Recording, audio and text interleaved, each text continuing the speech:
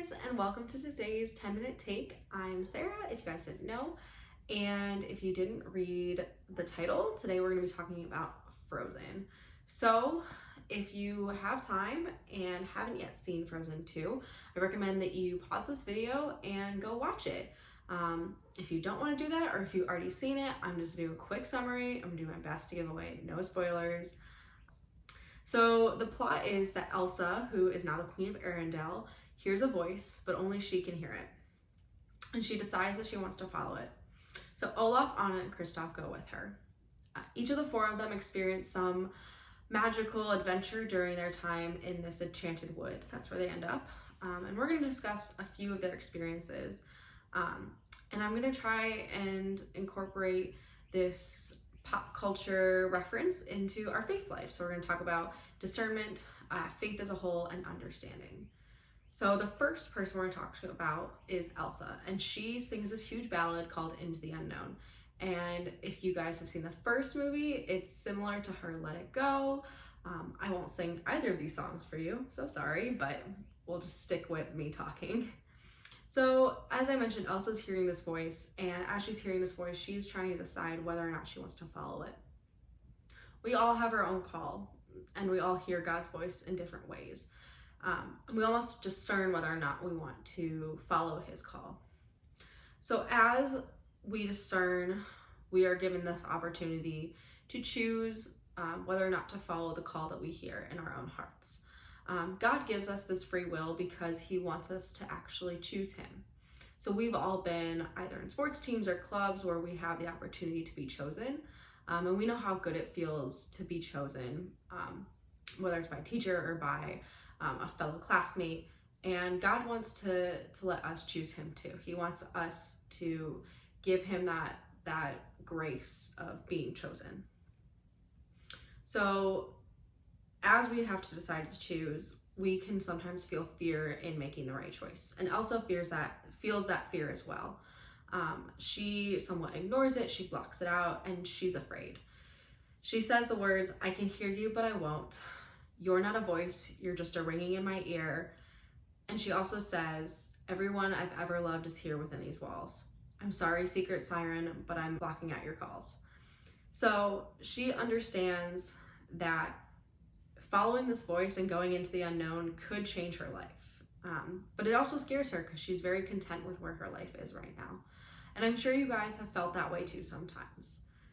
But I will tell you, as she discerns this, she ends up deciding to follow this voice, and she does end up changing her life.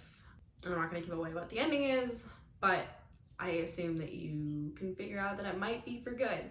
And following God's voice and following his call is good for us as well. But as she's struggling to decide whether or not to follow the voice, she is asking this voice and this call some really important questions like, are you out there? Do you know me? Can you feel me? Can you show me? We all ask those questions of God as we maneuver our faith life. And just like Elsa, and just like the voice that Elsa experiences, our voice, our call, the call of God answers the questions that we ask of him.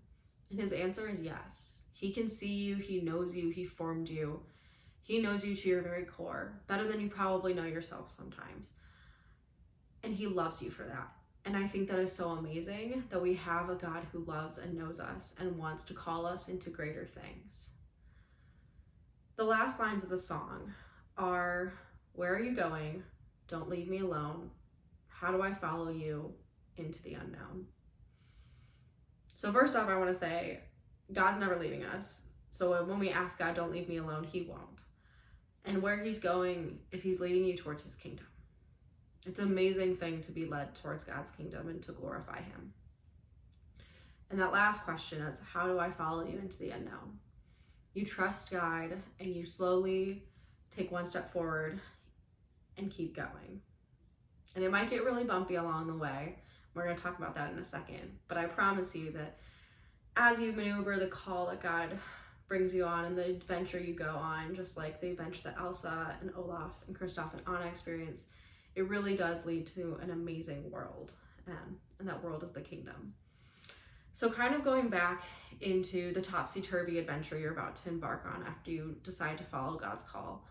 Olaf, the happy little snowman we love, is on his own adventure, and he is going through this scary wood, as he calls it, and he's going through his little growth spurt and kind of evolving and becoming an adult, just like the rest of us are. And he says, I'll have all the answers when I'm older, like why we're in this dark enchanted wood. Olaf's not wrong. As I look back on my own life, and as I talk with you guys, I'm able to see the experiences that I've gone through have shaped me and formed me into the woman that I am today.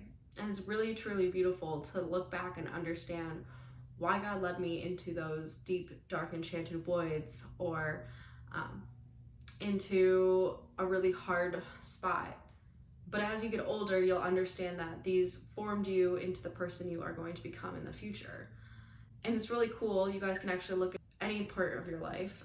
I've looked at parts of my life from when I was 7 to when I was 13 to when I was 20, and I can just see where I've evolved and how God has created me into the woman that I am today.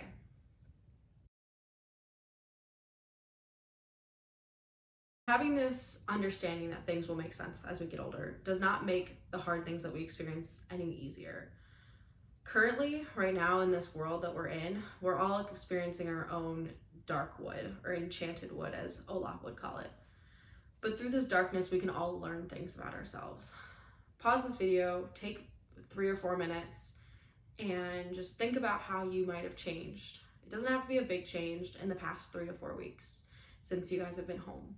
Are you spending more time with your family? Are you more patient with your siblings? Do you reach out to your friends more often? Have you spent more time with God? These are all questions that you might say yes or no on, but you've definitely grown a little bit. You just have to think about it. So like Olaf, look back on your life, maybe see if you understand some things that you didn't understand at the time. One thing could be, is the rules that your parents placed on you as a kid. They usually make sense when you're older, because when your parents say don't touch a hot stove and you decide to touch a hot stove, you understand why your parents tell you not to touch a hot stove. So the last song that we're going to talk about is Anna's song, and she has her song titled The Next Right Thing. So we've talked about Olaf, we talked about Elsa, and everyone's kind of going on its own little separate adventure. They're all together, but they're also all apart. So Anna's been on her own, and she is literally and figuratively at this point in a deep dark hole. And it's different from the Enchanted Forest because she's all alone. She sees the light at the end of the tunnel, but it's really far away. She has to climb a mountain, and she doesn't think that she can get to the top.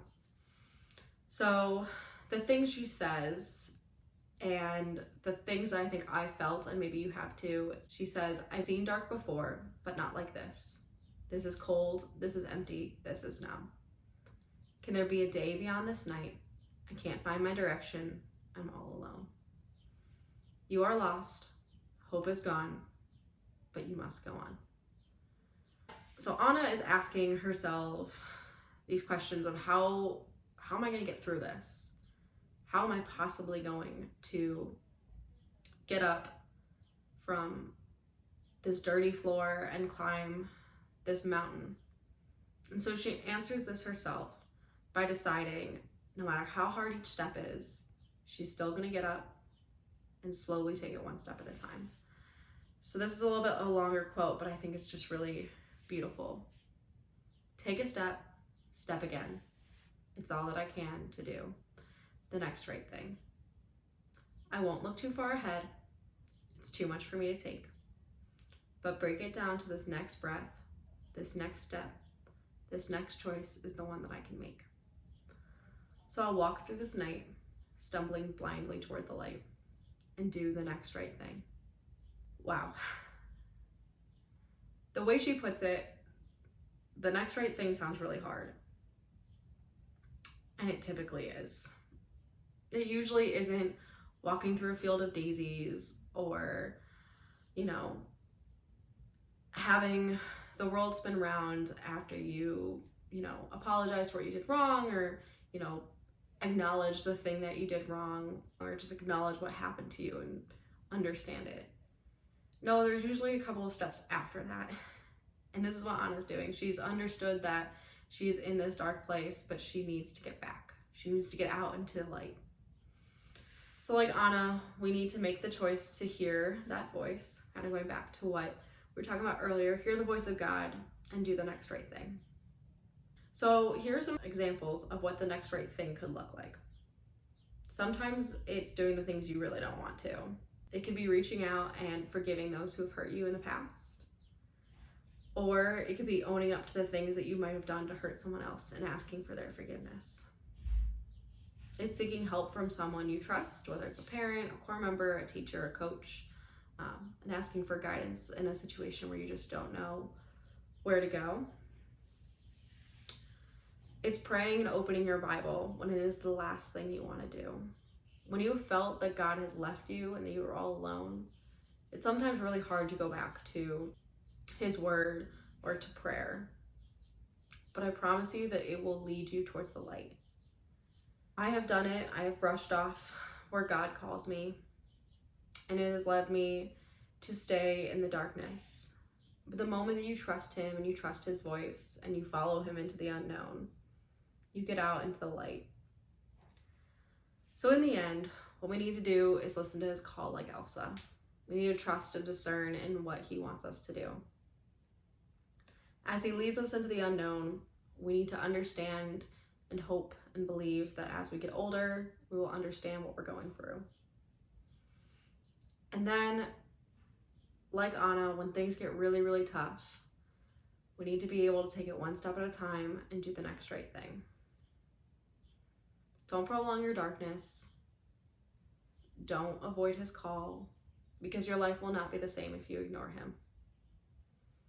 Lean into Him, lean into the people that He has put into your life, and they will bring you out of the dark and into the beautiful light. Have a wonderful Easter season, everyone.